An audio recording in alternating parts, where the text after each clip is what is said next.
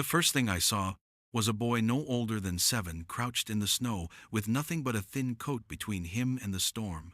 His body trembled not from fear alone, but from trying to shield a tiny swaddled infant in his arms.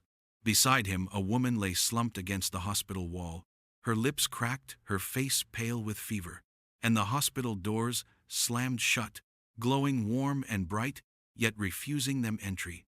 That sight hit me harder than any battlefield ever had. I am Jonas Keene, a veteran who came here to escape the noise of war. But in that instant I knew silence would not protect me tonight. Atlas, my German Shepherd, had already pulled forward, ears sharp, hackles raised. Luna, my husky, whined softly, her ice-blue eyes locked on the boy. My dogs had sensed it before I did, the desperate edge of life slipping away in the storm. What I didn't realize in that moment was that stepping out of the shadows to lift that woman into my arms would ignite more than just a rescue. It would spark a confrontation with a system that hides behind paper and protocol, a system willing to let innocence freeze on its doorstep. And I was about to uncover a truth most people would rather not face. If you believe doors should open to those in need, I invite you to stay with me, become part of this journey, and subscribe to Voice of Paws. Together we can carry these stories further than the blizzard ever could. The snow was falling thick over Silver Creek, Colorado.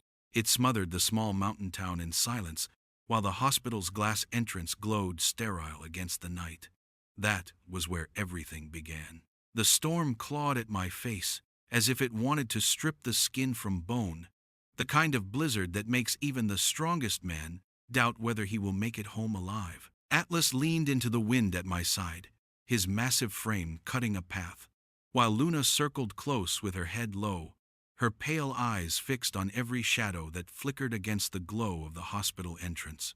I had learned long ago to trust them dogs, see things we refuse to acknowledge, and in that moment their instincts sharpened my own. Atlas stopped first, muscles rigid, ears pointing toward the alley that cut beside the building. Luna gave a low, mournful whine, then tugged at the leash with urgency.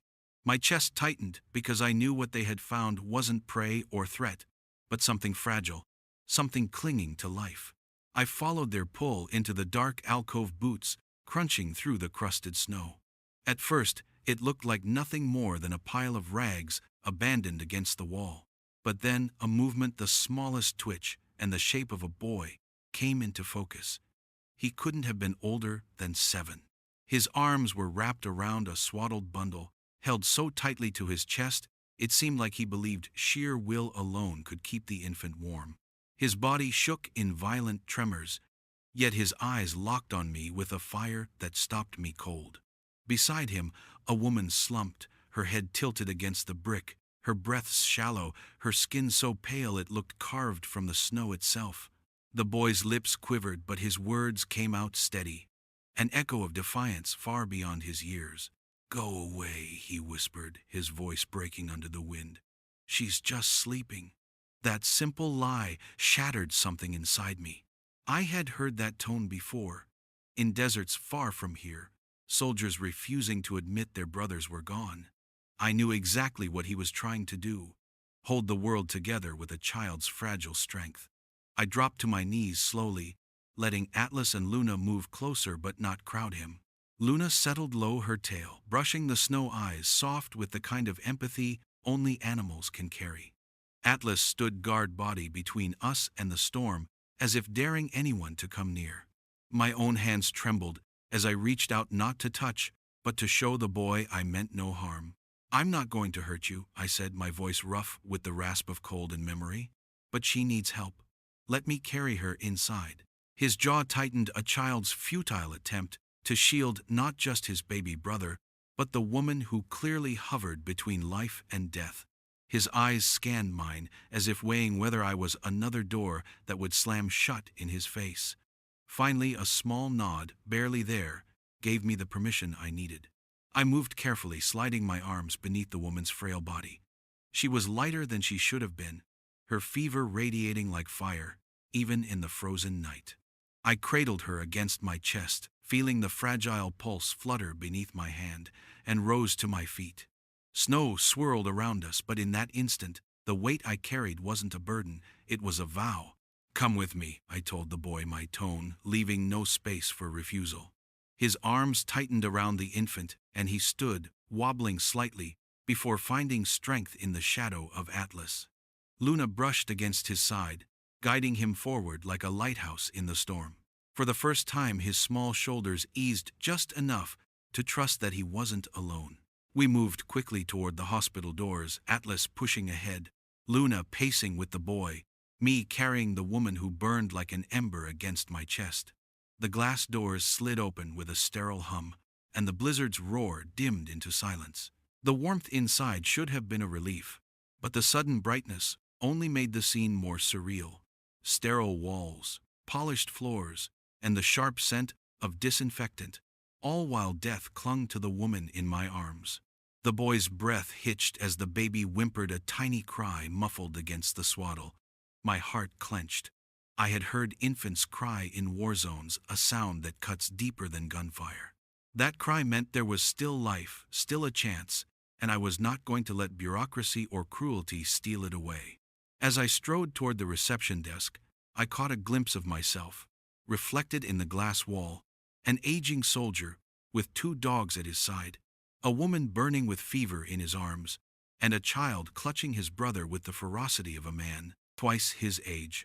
It was an image of war transplanted into civilian life, a battle without bullets, yet every bit as lethal. In that moment I understood that this was no accident. I hadn't stumbled into their lives by chance. The storm, the silence, the years I had spent hiding in the pines, it had all led here. Tonight wasn't about survival.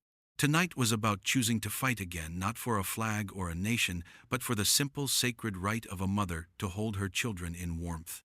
I set my jaw, adjusted my hold on her fragile body, and pushed forward. Whatever waited for us inside this hospital, whatever walls or rules or men in suits tried to block the way, I knew one thing with absolute certainty. I had walked away from war once, but I would not walk away from this. The warmth of the hospital lobby struck me like a false promise, a comfort meant only for those who belonged inside its polished walls. I carried the woman in my arms, her fever burning against my chest, while the boy clutched his infant brother and followed close behind, with Atlas and Luna forming a living shield at his sides. I strode toward the reception desk, boots echoing against the linoleum, my heart pounding with urgency. But before I could reach it, a man stepped into our path. His suit was pressed sharp enough to cut his tie knotted with precision, his thinning hair slicked back as though each strand had been disciplined into obedience. His name tag gleamed, Mr. Harrison, Administrator. His eyes skimmed over us with a cold detachment that made my stomach turn. He didn't see a child shivering or a mother on the edge of death. He saw a disruption, a problem that did not fit neatly into his world of rules. "May I help you?" he asked, though his tone made it clear he wished he would not have to. "This woman is unconscious," I said, my voice low, and edged with the steel of command I thought I had buried years ago. "She's burning with fever. Her children were freezing outside. They need help now." He didn't move. He didn't even look at her face. Instead, he clasped his hands in front of him and delivered his answer like a verdict. "Do they have insurance? Identification? Proper documentation?" "They have nothing," I shot back, adjusting her weight in my arms. "But I will cover it.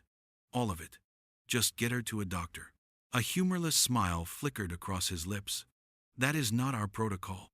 This is a medical facility, not a charity shelter. Without insurance pre-approval, I cannot admit them."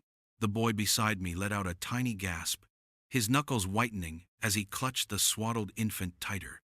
My blood surged, the anger rising so quickly it surprised even me.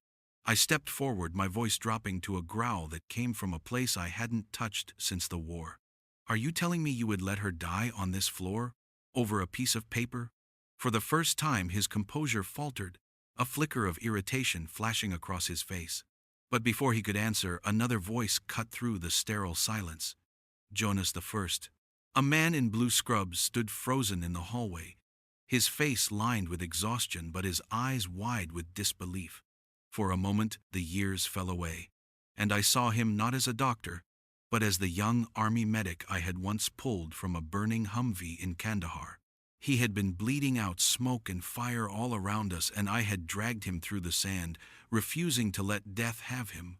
His name came back to me like a memory etched into scar tissue. Evans, I said the word more exhale than speech. His shock lasted only a second. Then his training snapped into place. He surged forward, his voice rising with an authority that rolled over Mr. Harrison like thunder. Get me a gurney, warm fluids, and oxygen in triage 3. Now. Move. Nurses scattered into action, wheels squeaking against the tile as a gurney appeared. Harrison sputtered, his face flushing red. Doctor. Evans, this is highly irregular. She is my patient. Evans cut him off, his eyes blazing. And Jonas Keene is my guest. You want to discuss paperwork? We'll do it after I've saved her life. The transformation was immediate. What had been a still tableau of indifference erupted into motion. 2 nurses guided me as I laid the woman on the gurney. Atlas paced at my side, hackles raised, while Luna pressed against the boy's legs, her soft whine steadying him in the chaos. Evans barked orders, his hands already moving with practiced precision. Out of the corner of my eye, I noticed one nurse lingering at the edge of the scene. She was younger, her eyes wide and wet, trembling with outrage at what she had just witnessed. I saw her slip her phone from her pocket, shielding the screen as she pressed record. Her hands shook as she captured the image, a veteran, with 2 dogs, a boy clutching his baby brother, and a hospital administrator standing idle while life hung in the balance. She typed quickly, her thumbs moving with urgency. Soldier and children beg hospital. Still refused. Then she pressed upload. The click was silent, almost invisible, but I knew in my gut it was louder than any gunshot. It was the spark that would burn far beyond these sterile walls. As Evans and his team wheeled the gurney down the corridor, Harrison stepped back into my path. His face twisted with anger at being overruled. But I had no words left for him. I simply met his gaze, with the weight of everything I had endured, and for the first time he looked away. The boy tugged at my sleeve, his small voice breaking the heavy silence. Is she going to be okay? I crouched, placing a steady hand on his shoulder, meeting his wide, searching eyes. She's in good hands now, I said, though my voice trembled under the weight of the promise. We're not leaving her. Not tonight. Atlas and Luna flanked us, silent sentinels, while down the hall Evans's voice echoed with urgency. And in that sterile lobby, under the glare of fluorescent lights and the shadow of closed doors, I realized this night had become something far greater than a rescue. It was a collision, a soldier against a system, humanity against indifference. And the real battle was only beginning. The storm outside had begun to ease, but inside the hospital another kind of storm was taking shape. By the time dawn broke over Silver Creek, the video the young nurse had recorded had already started spreading across the internet. By midday, it was everywhere. A grainy clip of me standing in the hospital lobby, cradling a fever-stricken woman in my arms, a boy clutching a baby beside me, and the administrator stone-faced in his pressed suit. The caption burned hotter than the blizzard outside. Soldier and children beg for help. Hospital refuses. I didn't care about clicks or hashtags, but the world beyond these mountains suddenly did. Outrage grew with every share. People demanded answers. Comment threads filled with fury at the idea of doors shutting on a mother and her children in the middle of a storm. The hospital's administration tried to bury it under statements, protocols, excuses, but the tide was already too strong. The video had struck a nerve deeper than policy. It had shown the line between humanity and cruelty, and the people watching weren't about to let it go. While that fire burned online, another battle was happening in quiet hallways. Dr. Evans and his team fought to break Clara's fever, to ease her ragged breathing, to coax life back into her frail body. I stayed close, though the boy Leo, I learned, wouldn't leave her side. He sat in a stiff chair for hours, the infant Samuel pressed against his chest, whispering things only a child, desperate to keep his family whole, would whisper. I stood watch. Atlas stretched out across the doorway like a living barricade. Luna pressed against Leo's legs with her calm weight. 2 nights passed before the fever broke. When Clara's eyes fluttered open, pale but alive, I felt something uncoil in my chest. I hadn't realized was bound so tight. She tried to speak, but her lips trembled too much. I hushed her, telling her she was safe. The boy squeezed her hand so tightly, his knuckles went white, as if he feared she might slip away again. I recognized that grip. I had seen it on the battlefield, men clinging to each other in the space between life and death. When Evans finally told me she was stable enough to leave, there was no hesitation. I knew what I had to do. I brought them back to my cabin, a place I had built to escape the world, not invited in. But that night, carrying Clara through the doorway, I realized the silence that once kept me company had become a prison. They needed shelter, and I needed something I hadn't admitted in years, a reason to keep fighting. The cabin was rough, but solid logs, weathered by winters, an iron stove in the corner. I stoked the fire until the flames roared and filled the room with a heat that pushed back every shadow. Atlas lay near the door, guarding as if the blizzard might try to follow us inside, while Luna stayed pressed close to the boy, her steady breathing coaxing him into sleep. He didn't climb into the bed I offered. Instead, he curled on the bearskin rug in front of the fire, the infant tucked safely against his chest, and for the first time since I'd met him, sleep softened the iron lines on his young face. Clara was too weak to do more than rest, but even resting changed her. Day by day, the fever's grip loosened. I watched the hollows in her cheeks fade color, return slowly, like dawn breaking over snow. She would sit in the old rocking chair near the stove, Samuel nestled in her arms, and simply watch the fire as though it were a miracle. Sometimes I'd catch her looking at Leo, her lips curving into the faintest smile. It was small, fragile, but in that moment it shone brighter than sunlight. For me, those days became something I hadn't thought possible. Each chore, once empty ritual, turned into purpose. Splitting wood, stirring stew, carrying water, all of it felt like service to something worth protecting. At night, when I listened to the rhythm of their breathing mingling with the crackle of the fire, the ghost that used to stalk me fell quiet. It was as though the cabin itself, once a fortress for solitude, had transformed into a sanctuary for life. Even the dogs felt it. Atlas, once restless with constant alertness, settled into his role as guardian of the boy, never straying far from his side. Luna, ever perceptive, became Clara's shadow, lying close whenever weakness threatened to overwhelm her. Together they seemed to understand that our fragile collection of souls had stitched itself into something resembling family. Outside, the storm raged in a different way. Reporters hounded the hospital's administration, donors threatened to pull funding, strangers from across the country organized fundraisers and offered support. I didn't pay much attention to the headlines, but Evans would stop by and tell me bits and pieces, shaking his head at how quickly the world had seized the story. To me, it didn't matter how loud the outrage grew. What mattered was the quiet inside these walls, the warmth that belonged to us alone. 2 weeks slipped by in that fragile peace. The days were filled with the sound of Leo's laughter, when Atlas let him tug playfully at his ears, with Clara humming softly to Samuel, as she rocked him to sleep with Luna sprawling on the floor like a sentinel bathed in firelight. For the first time in years, I didn't feel like a soldier hiding from ghosts.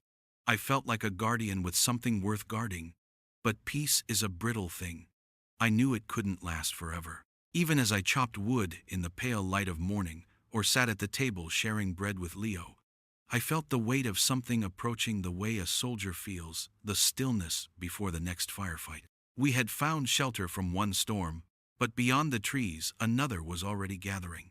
And when it came, I would have to fight again, not with rifle or uniform, but with the stubbornness of a man who refused to let doors close on the people he had come to call his own. The peace that had settled over the cabin was so fragile it felt like a miracle, and miracles never last without a fight.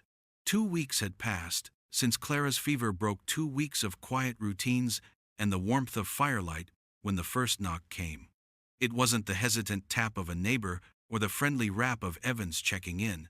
It was sharp, deliberate, the sound of authority at the door. Atlas rose instantly, his growl low and steady, while Luna pressed against Leo's side, sensing the fear rippling through the boy.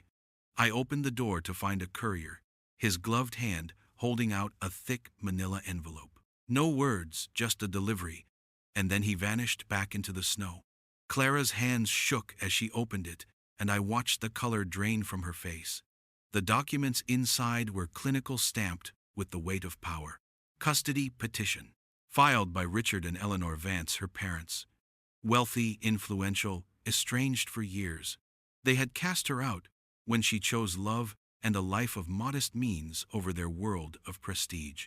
Now they had resurfaced, using her illness, her poverty, and even the storm outside that hospital as evidence she was an unfit mother.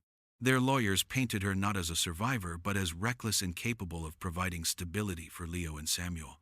Clara's breath hitched, her body folding inward as though the paper itself had struck her. "They'll take them," she whispered, despair hollowing her voice. "They'll take my boys." I felt the weight of those words settle into my chest like iron. For a moment the air in the cabin thickened, the fire popping against the silence. I had seen men break under the pressure of war, but Clara's collapse was different. It was the surrender of a mother being stripped of her very soul. I stepped forward, my voice steady, because someone had to be. "They won't," I said. "Not while I'm standing." But resolve alone doesn't fight lawyers with endless resources. That truth pressed in on me as the days ticked by, each letter and notice from the court like another shell landing on our doorstep. Clara grew paler, her strength fraying not from fever this time, but from fear. Leo became quiet again, slipping back into the watchfulness of a child, forced to grow old too fast. Even Samuel's small cries seemed to carry the tension. Then, one evening, the phone rang. Evans had insisted on installing a line in the cabin while Clara was recovering, and I was grateful for it now. The voice on the other end was calm, steady, with the practiced tone of someone used to facing storms. "My name is Maria Diaz," she said. "I'm a family law attorney in Denver. My partners and I saw your story. What happened at that hospital was an outrage. We would be honored to represent you free of charge." For a moment I couldn't speak. Offers of help rarely came without strings, but something in her voice carried conviction, the kind of conviction forged in battles no less brutal than the ones I had fought. I glanced at Clara, who was listening with wide, uncertain eyes. Hope flickered there, faint but real. "Thank you," I managed. "We'll need all the help we can get." Within days, Maria arrived at the cabin. She was sharp, precise, yet her presence brought a warmth that steadied Clara. She explained the strategy, attacked the Vance's narrative head-on, exposed their cruelty, highlight Clara's resilience. And she told us something else. The video Nurse Amy had posted hadn't just sparked outrage, it had galvanized a community. A fundraiser had already gathered thousands of dollars for legal costs. Strangers were sending letters of support, offering testimony, even volunteering to travel for the hearings. What the Vances had expected to be a quiet legal maneuver was turning into a public reckoning. Still, the fight ahead was daunting. Each time Maria spread the documents across the rough wooden table, Clara would shrink into herself, staring at the pages that described her as unstable, irresponsible, unworthy. I stayed close, reminding her that no paper could measure the way Leo clung to her or the way Samuel calmed at her heartbeat. "These are their lies," I told her. "We'll answer with the truth." Night after night, as the fire burned low, I sat awake, planning in silence, while Atlas dozed near the door and Luna rested her head on Leo's lap. I thought of the wars I had fought overseas, how we measured victory, not in medals, but in the lives we managed to protect. This was no different. This was my war now, and the enemy wasn't across a desert. It was here, hiding behind money, polished language, and courtroom walls. Clara began to change under the weight of Maria's counsel. The despair in her eyes didn't vanish, but it hardened into something stronger. When Maria coached her through testimony, she straightened her back, her voice steady even when it quivered at the edges. Leo, too, found his courage again, helping care for Samuel, whispering to him that everything would be okay, even if he wasn't certain himself. The day of the first hearing arrived, and as we walked into the courthouse, I felt every eye turned toward us. The Vances entered with their polished lawyers, their wealth visible in every stitch of clothing. They carried themselves as though the outcome was predetermined, as though they had already won. But we were not the same fragile family they thought they could crush. We had an attorney with fire in her voice, a community behind us, and a will to fight that no amount of money could buy. Sitting beside Clara, in that courtroom, I placed a hand over hers, steady and unyielding. She squeezed back, her grip trembling but resolute. Atlas and Luna weren't allowed inside, but in my mind I could feel their presence, the same loyal guardianship that had carried us through the storm and into this moment. As the proceedings began, the lawyers for the Vances painted their story with clinical detachment, describing Clara's weakness, my solitude, the children's vulnerability. But when it was our turn, Maria's voice cut through their narrative like a blade. She spoke not only of rights, but of humanity, of doors slammed in the snow, of a boy who had fought with everything in him to keep his brother warm. And I knew as the judge listened that this was no longer just a legal battle. It was the heart of the storm, and we were standing in its eye unbroken, ready to fight until the final gavel fell. The courthouse in Denver felt colder than any storm I had ever walked through. Not because of the weather outside, though snow was falling heavy over the city, but because of the silence that filled the courtroom as we took our seats. Clara sat beside me, her hands folded tight in her lap, her eyes carrying both fear and resolve. Across the aisle, her parents sat flanked by attorneys in immaculate suits, their faces as hard as the oak panels lining the walls. Richard and Eleanor Vance had the air of people who believed the outcome had already been bought, their wealth and influence stacked like weapons in front of them. I had faced enemies across deserts and mountains, but never had I seen an army so polished, so certain that they couldn't lose. I placed my hand on Clara's, steadying her as the judge entered. Judge Peterson, a woman in her 60s with sharp eyes and a reputation for cutting through pretense, commanded the room with her very presence. She wasted no time on pleasantries. This was not a place for sentiment. It was a battlefield in its own right, and the stakes were higher than any I had ever fought for before. The attorneys for the Vances began their case with practiced precision.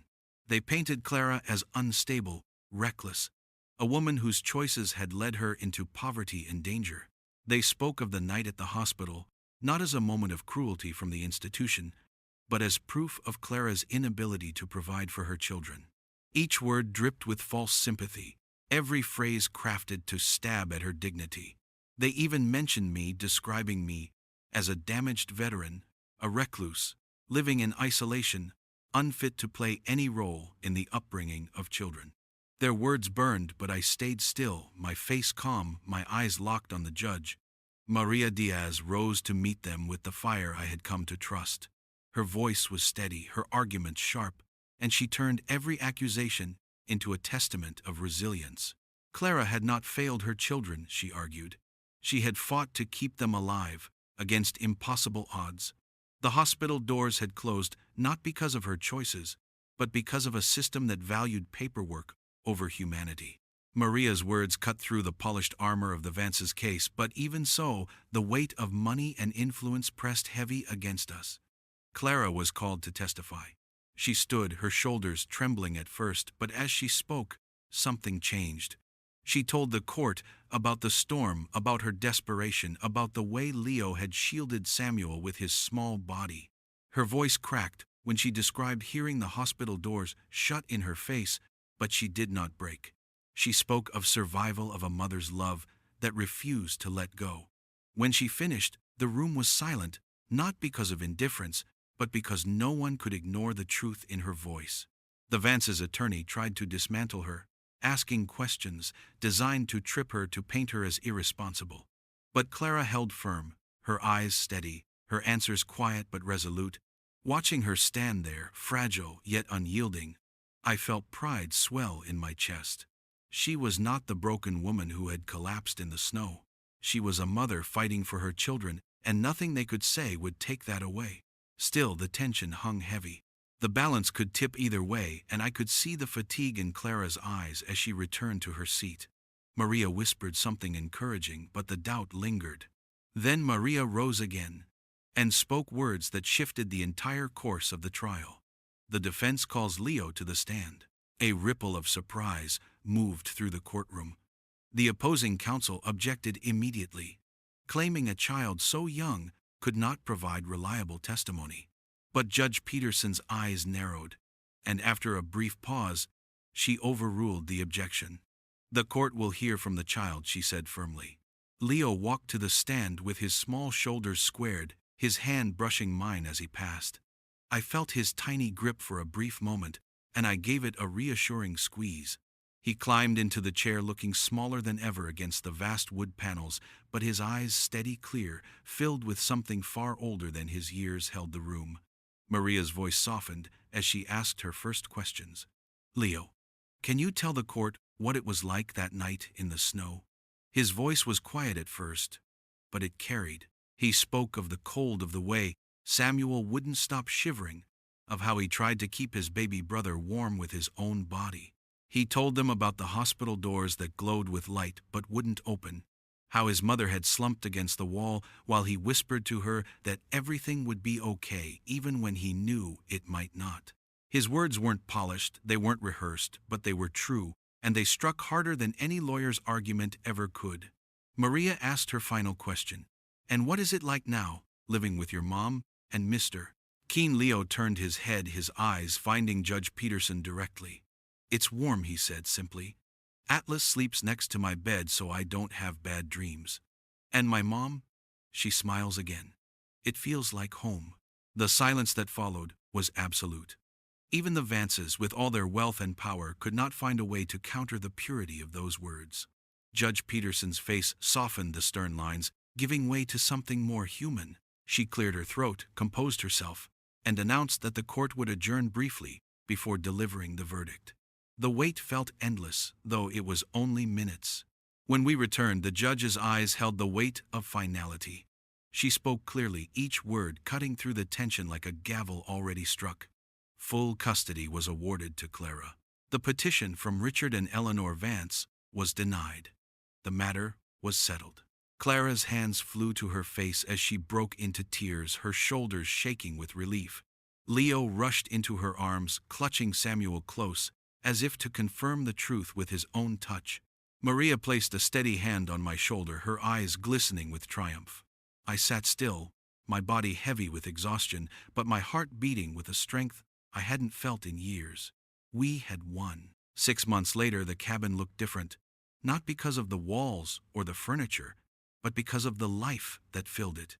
Clara moved through the rooms with a lightness I had never seen in her before, Samuel giggling in her arms. Leo ran through the snow outside, Atlas bounding beside him, Luna watching with calm eyes. Laughter filled the air, mingling with the crackle of the stove, replacing the silence that once haunted these woods. That December, as the first gentle snow of the new winter fell, we gathered around a pine tree we had cut ourselves. Leo sat on my shoulders, placing a star he had made from twigs and ribbon at the top, while Clara watched from the rocking chair with Samuel in her arms. The firelight glowed against her face, soft and peaceful, and for the first time in a long time, I allowed myself to believe in tomorrow. I looked at the door of the cabin, once a barrier against the world, now a welcome threshold to something greater. It no longer stood as a shield against loneliness, but as an entrance to family, to warmth, to the kind of love that survives storms and courtrooms alike. Atlas and Luna lay by the hearth, guardians of a home that had been built not by blood, not by law, but by choice and sacrifice. As snow drifted silently outside, I realized the war I had thought would never end had finally given me something worth fighting for. A family, a home, and a reason to keep the fire burning. And perhaps the greatest truth of all was this: the most enduring battles are not fought with weapons or armies, but with loyalty, love, and the courage to keep a door open even when the world tries to close it. The courthouse smelled of varnished wood and old paper, a place where lives were weighed not by truth, but by the strength of arguments and the weight of names. Clara sat beside me, her posture straight, though I could feel the tremor in her hands beneath the table. Samuel rested in her lap, his tiny breaths, a rhythm of innocence against the storm swirling in this courtroom. Leo sat close, his small shoulders stiff, with the effort of being brave, his eyes darting between his mother and the rows of strangers who had come to witness the fight. Across the aisle, Richard and Eleanor Vance sat poised like royalty, their lawyers surrounding them like soldiers in tailored suits. Their expressions carried the certainty of victory, the unshakable belief that money and influence always prevailed. The judge entered, a woman in her 60s with sharp eyes that missed nothing. Her gavel struck once, the sound cracking through the silence like lightning. The opposing lawyer rose first, a man with a voice smooth as oil. He painted Clara as unstable, reckless, unfit. He spoke of her illness, her lack of income, her reckless choice to live apart from her family's wealth. Each word was carefully chosen, each phrase designed to erode her dignity. I watched Clara close her eyes briefly, as though bracing herself against a tide too heavy to hold back. When it was our turn, Maria Diaz rose with calm authority. She didn't posture, didn't perform. She spoke of truth. She told the story of that night, in the blizzard of doors, shut in the faces of children, of a woman nearly lost to fever, while bureaucracy stood still. She spoke of resilience, of how Clara had fought her way back from the edge, not with wealth, but with will, not with servants, but with love. Her voice gained power with each sentence, cutting through the polished rhetoric of the Vance's lawyer like a blade. Still, the courtroom felt like a scale tipped against us. The judge listened, yes, but her face revealed nothing. The lawyers on the other side smirked, as if certain that words, no matter how true, could never outweigh signatures and documents. Then Maria turned her eyes, meeting Leo's. The defense calls Leo Vance to the stand. A murmur ran through the room. The opposing counsel objected immediately, claiming the child was too young, his testimony unreliable.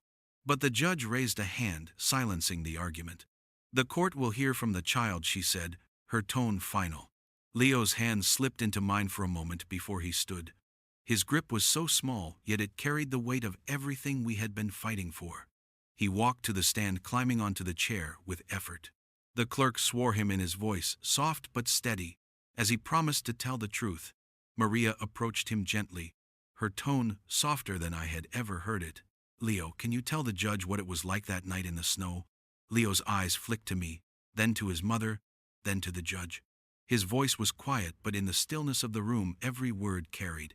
He spoke of the cold, of how his baby brother wouldn't stop shivering, no matter how tightly he held him.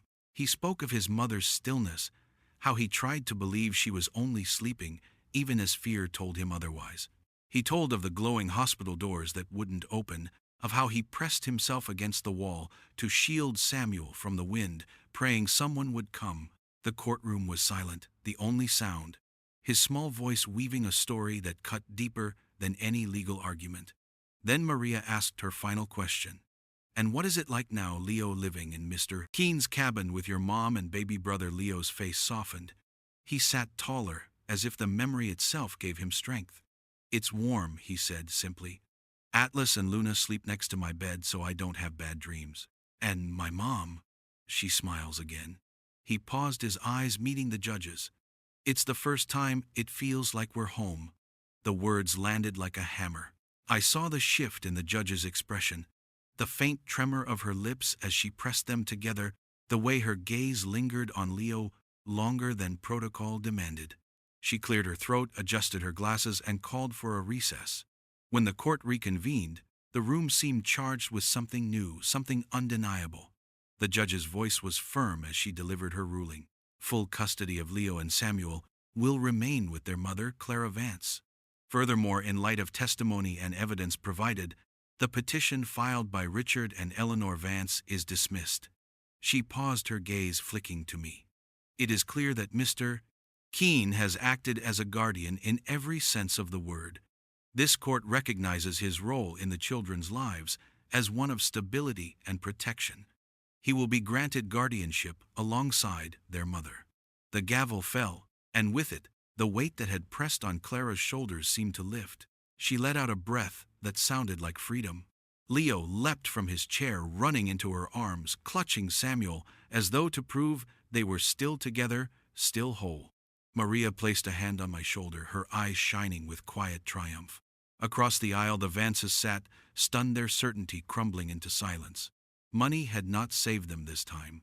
6 months later, as the first snow of the new winter began to drift down through the pines, The cabin no longer felt like a refuge for one man. It was a home alive with the sounds of family. Clara moved through the rooms with a steadiness that had replaced frailty, her laughter soft but real.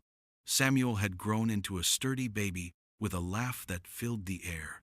Leo ran with Atlas and Luna in the yard, his voice carrying across the snow like a bell. Inside, we gathered around a pine tree. We had cut together its branches heavy with simple, handmade ornaments. Clara held Samuel, who giggled at the lights. I lifted Leo so he could place the star on top, his small hands steady with purpose.